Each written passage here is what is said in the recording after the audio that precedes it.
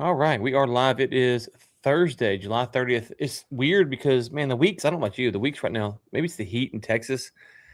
They're just all messed up because my days are all confused. Like I was thinking today's Wednesday and I looked up it's Thursday. And anyway, so is it just me? Is it just in the Granbury area or are you having the same issue? No, I think it's mostly it's generalized. The heat is not helping at all. It's not helping at all, is it? It is Right. crazy. It's so well before we hop into it, do a quick introduction, who you are, what you do, and then we'll hop into the show. But Well, my name is Rodrigo. I run a fractional AI uh, fractional chief AI engineering firm. What we do is we mostly build your AI system and help you with all. In this world where there they are plenty of gurus telling you what to do, we actually do the things for you. well, do you want to tell the story about how I could use one because of what just happened? Do you want to go and tell everyone like what could have? Yeah. Yeah, I mean, the the email was sent to for me to enter this meeting, but I was sent the wrong email. So Ryan had to to enter into the game and send me the right one. And it's fun because I've been receiving these these alerts from a couple of weeks ago, and and no one thought that the link was wrong. So an agent here, for example, could catch it really fast and help avoid these kind of mistakes. And what's funny is I don't know. Last week, some people were in a different room, and I thought, okay, what's the problem? So I went to the calendar invite, and I used StreamYard, and so I had two StreamYard links in the calendar invite that I put in there, one for one room, one for the other. I thought that was the issue, and then someone's like, "Hey, I logged into the Ecamm thing." I'm like, "I haven't used Ecamm on how long?" And so then I went and realized the email thing I had that, so I took it out. Well, I guess it saved because you sent that same thing to me, and I was like, "Okay, cool, he'll be there." And then you weren't here, and I was like, "Uh-oh, let me go look." And sure enough, it was still there, and it's like, "Oh man." So, okay, so let's just talk about that. That's a very simple thing that us dumb rednecks should not do, but we do. So, how would an agent stop that from happening? Well, let's start by the beginning, right? And what an agent is, right? No Yeah. one, Yeah. there is a bunch of blah blah everywhere. So I would like to start here. And an agent, I like to think it like a really smart employee that doesn't have a very good memory. So kind of like an intern, right? So for it to work, it needs mostly a trigger, and then it runs on the rules or parameters that you gave him. So mostly it will be just reviewing and catching this mistake by sending by reviewing that the right link is sended, and that checking that no one is getting the other email. And it can either alert you that you have double links to enter, or maybe just telling you just replacing the link and doing it for you, depending on how you configure it. Okay. And you said we don't know what they mean. That's also true. Like, where does this agent come from? I can't just snap my fingers. So, is this Claude? Is this ChatGPT? Is it Gemini? Something else? Like, where does this agent originate from? Yeah. So as I said before, an agent is software that does a job for you, right? So it has to exist somewhere. So mostly it runs in an independent system or an independent server where you build it. It's I don't want to enter into much blah blah, but it's a bunch of lines of code. So when you do an action, it understands what action you're doing or what trigger are you sending to him, and then a chain of actions start from trigger from that, right? So it depends. You can run agents on ChatGPT, you can run agents on Claude, you can run agents on Gemini. It depends on what do you want to do and what's your intended use. So it's different than yeah, than just your normal ChatGPT, because you're not just asking questions. You're actually working with him. You're actually telling him you want him to do stuff, and it can control your computer, for example, and use your tools that for you. Okay, so what you just described sounds pretty needed. Like, hey, you can do this thing. But then you see the news like OpenAI, their models are hacking competitors and stuff. So I know people are gonna be scared of this going, oh, well, how do I stop it from, sending my money to someone else or, changing my passwords? I can't get in. Like, how do you guardrail your agents so that they only do what you want them to do? Well, this, yeah, I guess I get what you said. That was mostly, I think, with OpenClaw and with agents that you build yourself and that were not. I'll say it's not that they're not secure. For them to use your for hackers or for whatever people want to use your account, they need your API key, which is like a key of your like a key for enter your cloud or your yeah or your billing cloud, right? Or whatever tool you are using. But it's like your apartment. If you post this key of your apartment and pictures of it, or your credit card in Facebook, there's gonna be people using your credit card, right? So if you do it in the right way with the right chains and you lock it well, you won't have these kind of problems because your information will not be exposed. Okay, so we kind of set the guardrails that there's OpenClaw, which is a little bit different than what we're talking about. Yeah. There's a ways in which to protect your information. So, what are some of the best? And I know you've got your site we can pull up whenever you say, but what are the best use cases for an owner right now? Going, okay, I see all the hype. This thing's dead. This thing's replaced it. This thing's the best thing ever. Like right now, what should people be using AI for? Okay, I think right now if we can switch, if we can share my screen, it would be really useful. So your question can be resumed on what can be automated, and I'll say it's mostly anything. But where I think or where I find the sweet spot is in really repetitive tasks. So where you already have defined parameters, predictable steps, and agent runs in a really, really reliable way.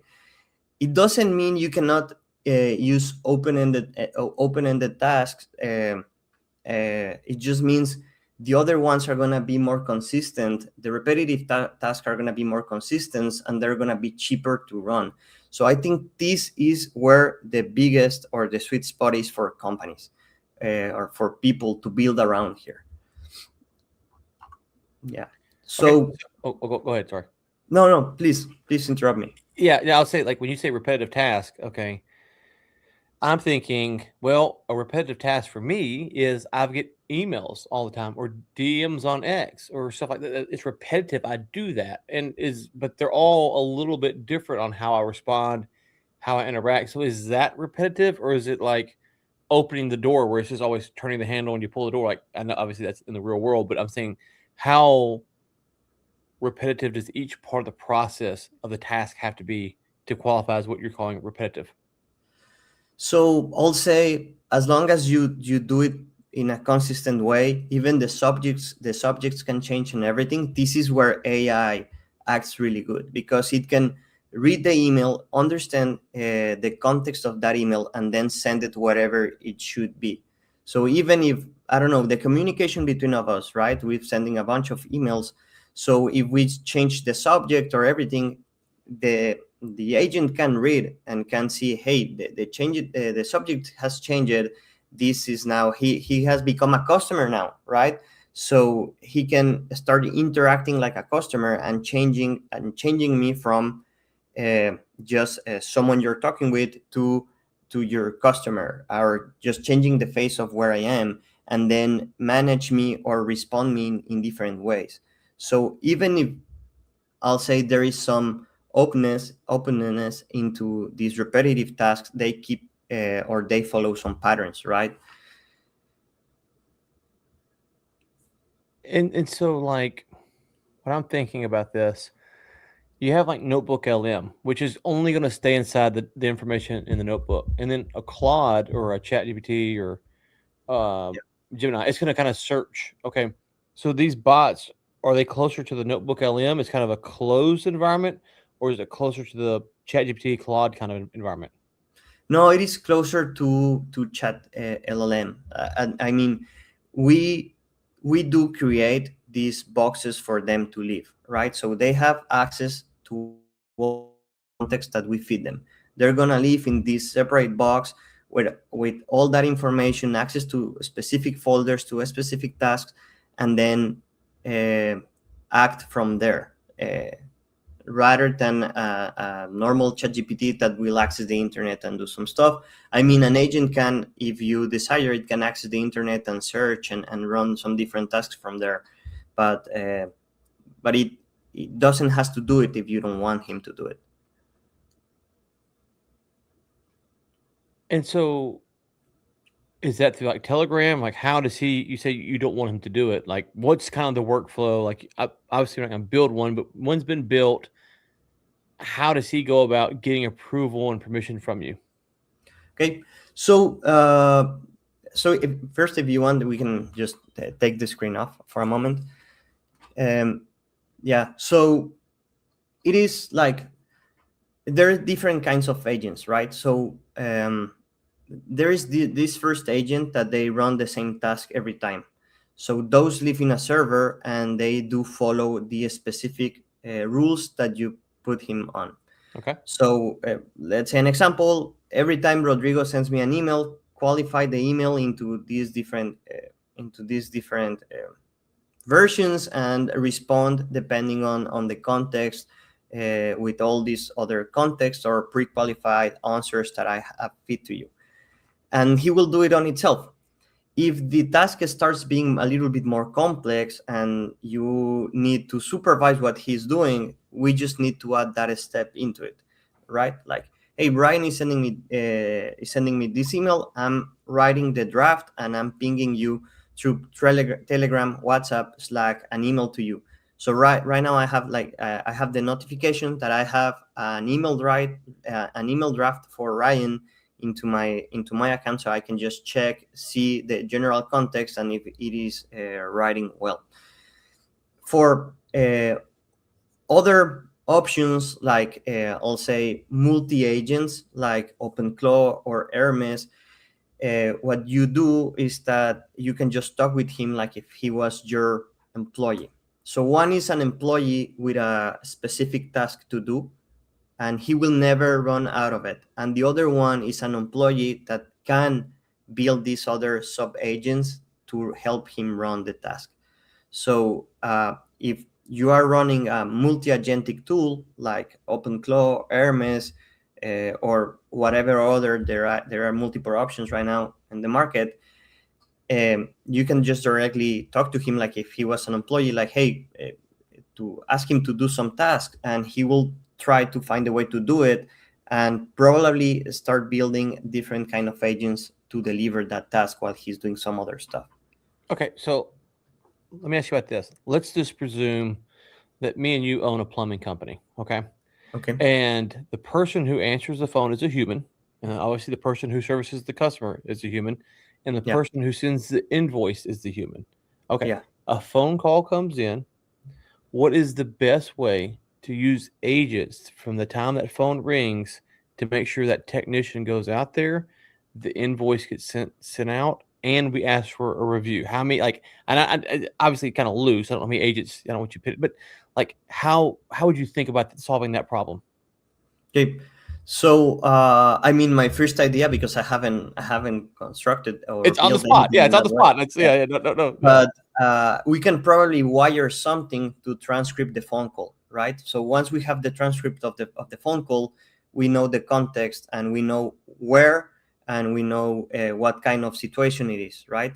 So maybe there is this plumbing emergency is best fit for person B instead of person A, right?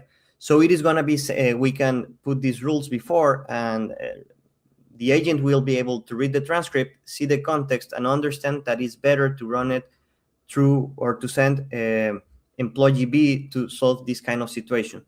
So right there, and it's going to know that because you begin to acquire the data on employee A, employee B, what they respond best to, location, how close they are, schedules. It's going to have all that at its not its hand, but it's in its memory, yeah. right? Okay. Of course, it can be on his memory, or if it depends on the location, we can connect it to a GPS, right? So it's gonna know on yeah, it's gonna know on lifetime where your employee is and send the closer, like just like an Uber, right? It's just gonna find where the closer plumbing agent is, and then he's gonna send that one to the emergency or whatever rules you tell him to do. And then if the phone calls continue and they give like, yeah, we know we need this kind of stuff, or this is the situation, and you already know how much you charge for this kind of emergencies, it can start creating the invoice on its own.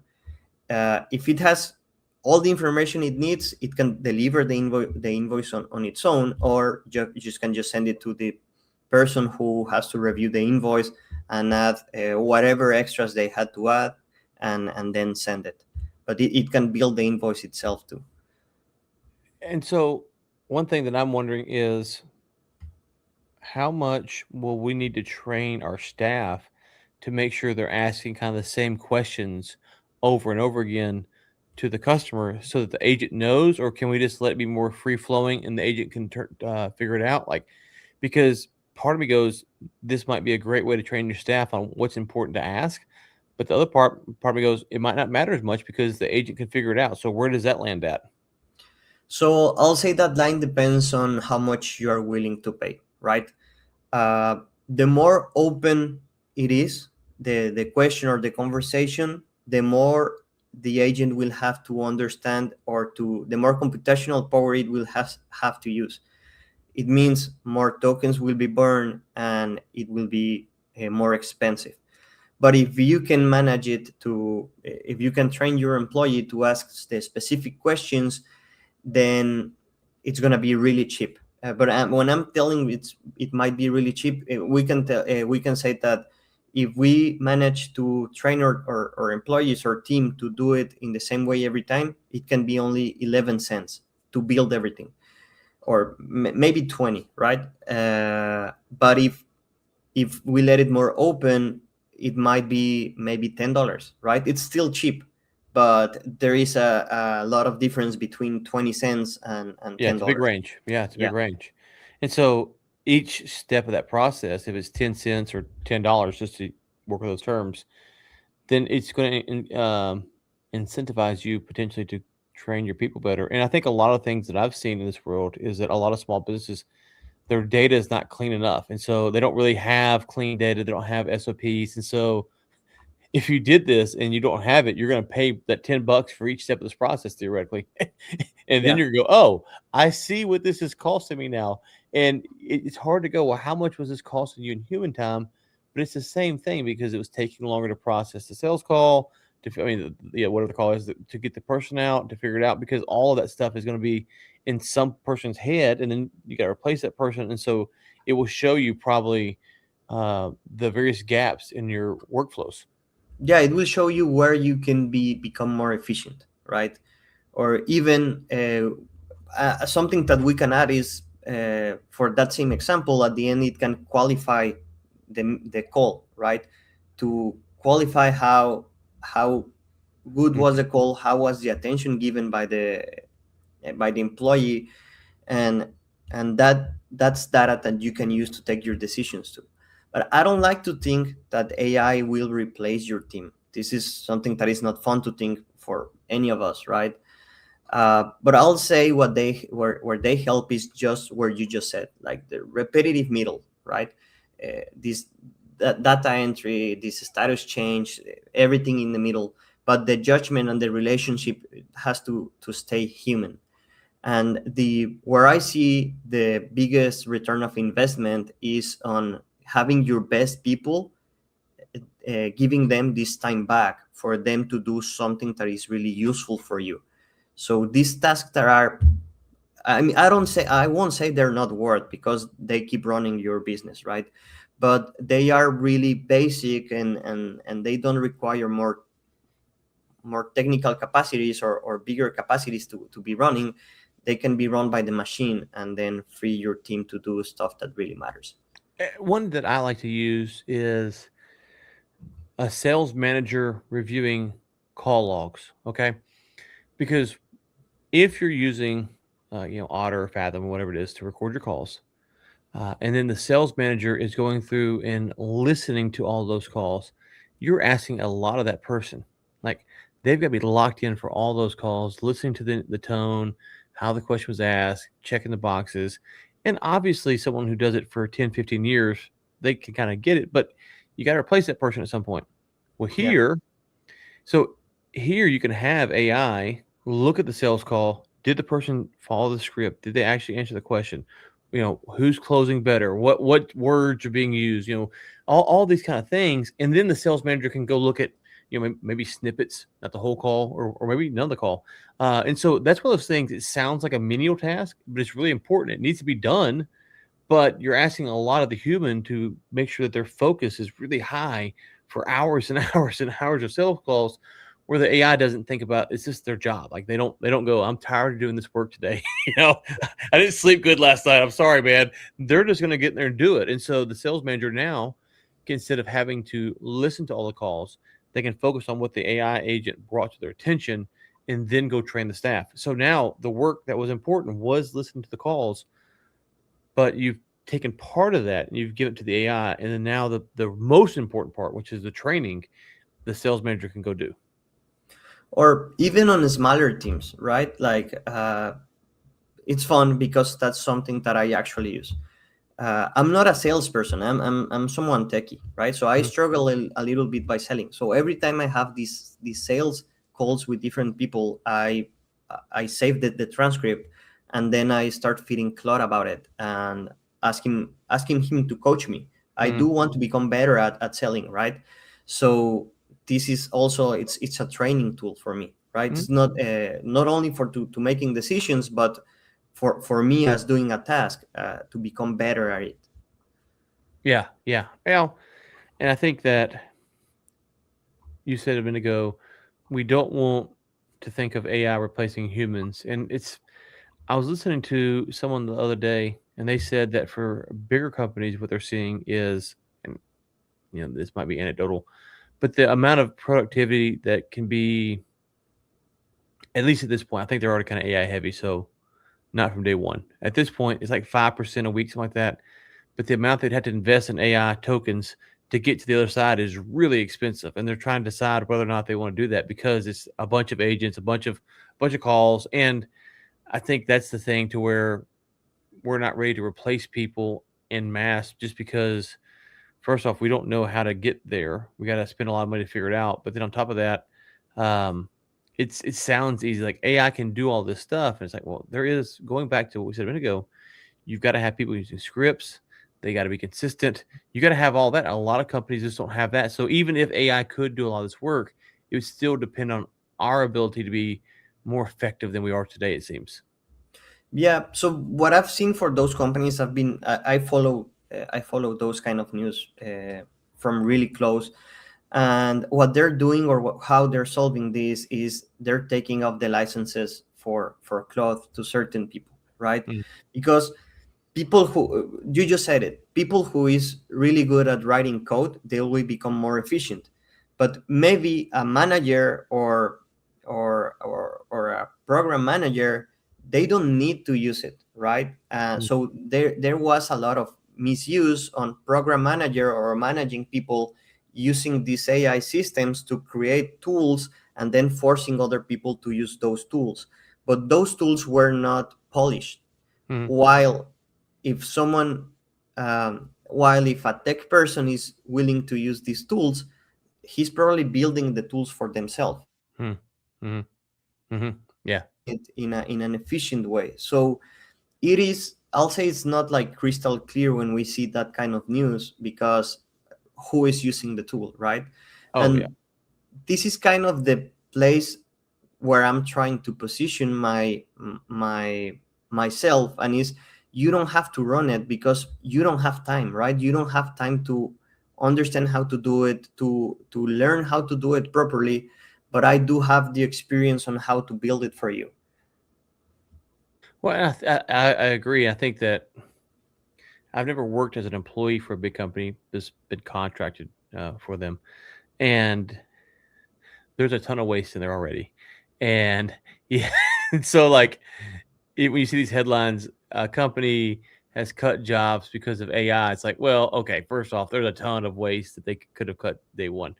To your point, though, um, just because they have AI doesn't mean that they're the person who can implement it best into the company because these are very complex organizations. Like they are crazy how intricate they are. So it doesn't surprise me that not only is there layoffs as a result of AI, which aren't really tied to AI, that we're seeing companies waste a lot of money and now pulling back because they realize if it's not my money, I can just hit that token button all day. Like what does it matter? And like when I used to work at oil and gas, when the oil prices were high, it didn't matter what we did. We could build a client anything. When the oil prices were low, every penny counted, like everything, like they were. And so that's the main industry I've seen the big companies in. So perhaps other industries work differently, but in oil and gas, at least, man, when oil's $100 a barrel, you could charge whatever you want. It did not matter.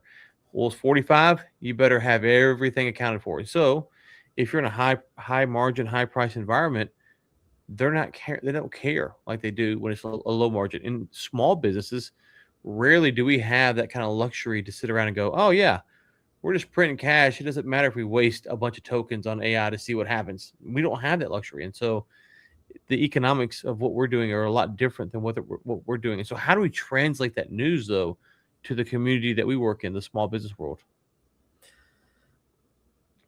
I'll say you just said it as good as you could. Like the more or the at the end, the more complexity you add to a business, the less efficient they are. And it's fun because that's what they're trying to be, more efficient, right? But they just add a bunch of complexity in the middle. So what I'll say for the small and medium business is just get rid of that complexity. Don't that complexity. Have the people you have your tools that you're going to have to use and build your systems. And I'm not uh, talking about AI or technical system, but your system as your mechanism of work to be as lean as possible and to be able to deliver. And then everything will come up with it. Like if you have a system working that way, you'll be able to apply AI in a lean way. If you have a bunch of steps that are unnecessary, if Right. you add AI, it will be doing a bunch of unnecessary steps and burning your money. Yeah. So even having a third eye looking there, a third pair of eyes looking there and seeing your processes, it also helps to realize that kind of stuff. Yeah. Okay. So I got a few more questions, but I know that you brought the website. Did you have something on that else that you want to go through or keep on going? Because I have a few more questions. You No, tell I me. think we can keep on going. We are covering mostly all what Okay. I prepared. So on X, AI, everyone's an AI expert, stuff like this. But you walk down the street, small business owners, they're like, oh, okay. Yeah, I've heard of this. I'm just using it. So let's just take the average owner who contracts out IT. They're not AI whizzes, they don't pretend to be. And they see this and they're like, oh, I could use that. How long does it take from the first call with someone like you until there's at least one AI agent process, we'll say, because maybe it's a little bit more complex, but how long does it take from that first call, kind of scoping it out to being deployed? So a lot of times when I get calls, people already tends to know what they want to automate, or they at least have an idea on where where they want to work. So if they have that solved, it's gonna be a lot faster. If I have to go and review where can I implement my services, it just takes maybe 2 extra days. But once they know between they have an operating AI system working and running some workflows for them, it takes around 3 weeks per workflow to build. Uh, if they, yeah, I'll say that if they are taking more time than that, they are going slow, or yeah, they're going slow, or they're trying to do something else. But at least for me, or in my experience, it takes around 40 to 50 hours depending on complexity of the workflow that you want to run to build something that is fully functional. Okay. So you build that first one, a few weeks, it's running. The second one, can it learn from that first one? Or does it another 40, 50 hours? Like, I guess as you go along, does that time period shorten, or is it the same regardless for each new process that you bring agents into? So I'll say it depends. If the system is independent from the other one, and you just use, I'll say, for example, the same table that you are using, but it doesn't depend one on the each other. They're gonna be completely separate, and it might take the same 40 hours. If if it takes some steps from the previous workflow, then it's gonna be much faster because you have some of that already built. Sorry, I choked up. Choked on the Yeah, water there. Okay. yeah. I hope you're well. No, the water got me. Um, okay. So it seems like you mentioned Hermes earlier. There's all this news about what's coming, what's happening. How much of that is real versus how much of that is this fake? Because I can see people going, "Yeah, I hear this. I could use this, but man, every day something new is happening." So how fast is this stuff actually progressing versus just people talking about it online to get attention? So there is, for sure, there is much hype. They are a lot of gurus trying to be the one and to give you the magic wand to solve all your problems with AI, right?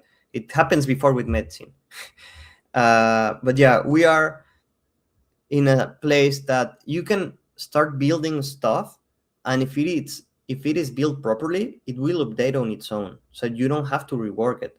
And if AI keeps getting better and better, your system is going to be better and better, but you are not doing anything extra because you already built it properly and build it in a way that it will self update.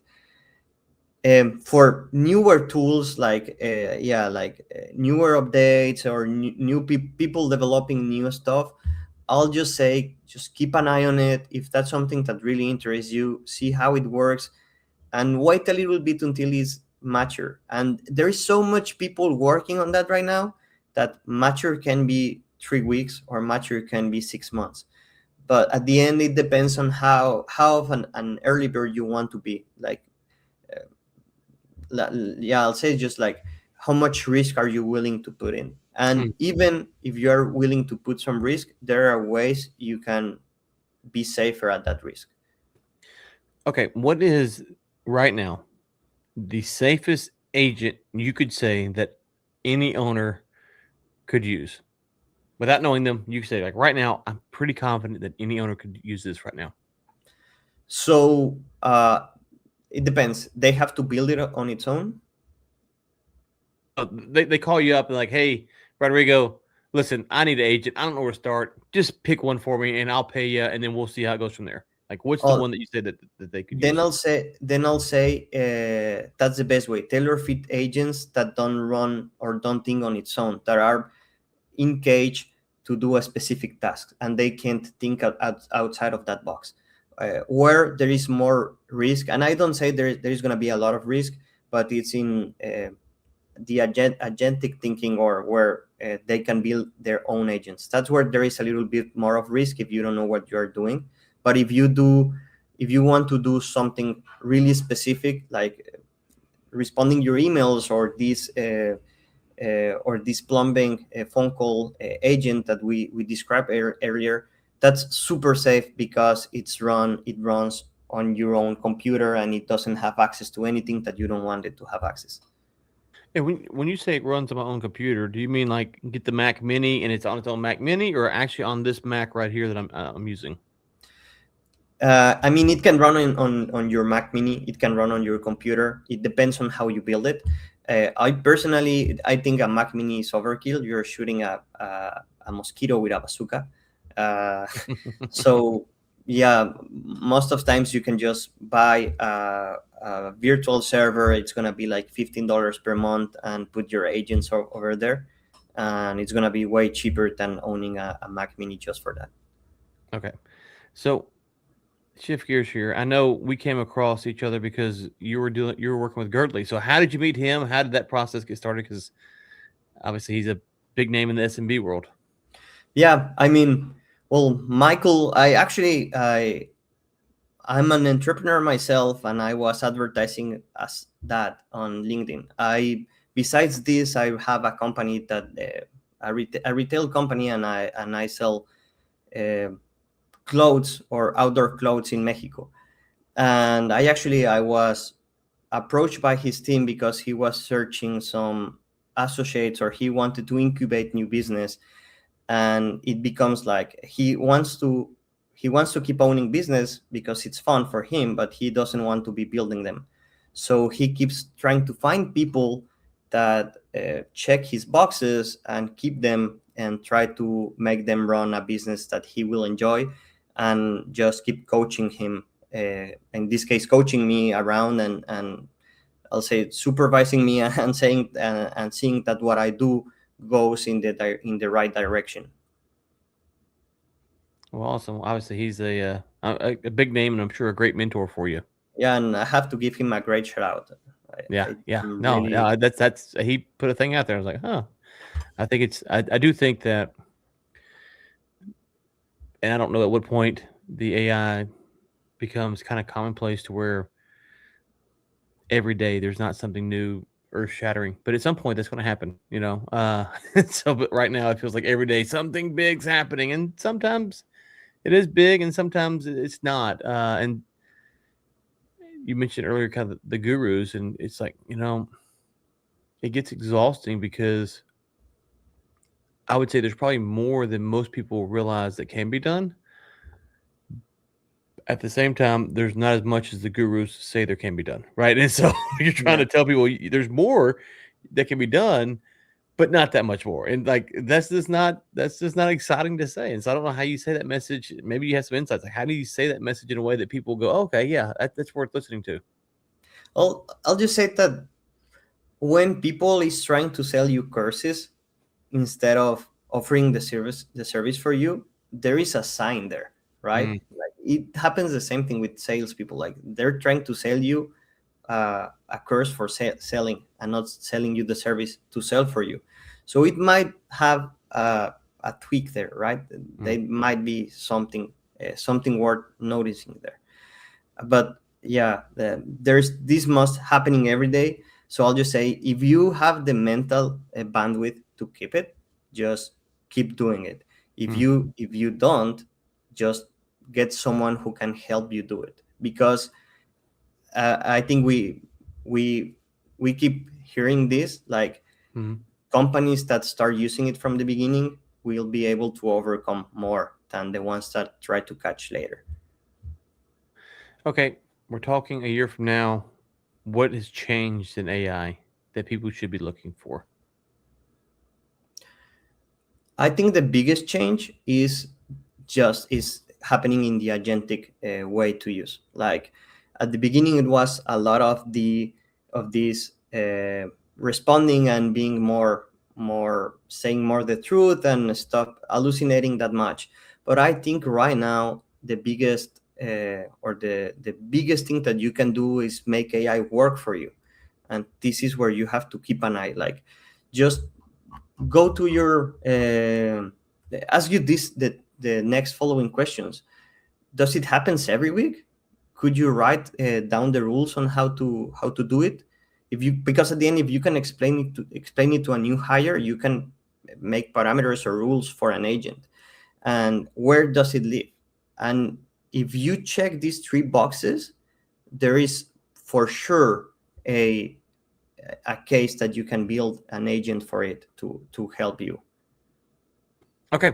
All right. So I got the website right here, correct? SEOcrux.com. Yes. Okay. So they can reach out to you there. You're also on LinkedIn as well, I believe. And so anything else before we hop off here today? No, thank you for the space, Ryan, and yeah, Yeah, it and was thanks great to for, connect. And sorry about the bad link. The AI agents could have saved me. So apologies on that. yeah, don't worry, I'll send you something to help you with that. All right. Talk soon, brother. Talk to you soon. Bye.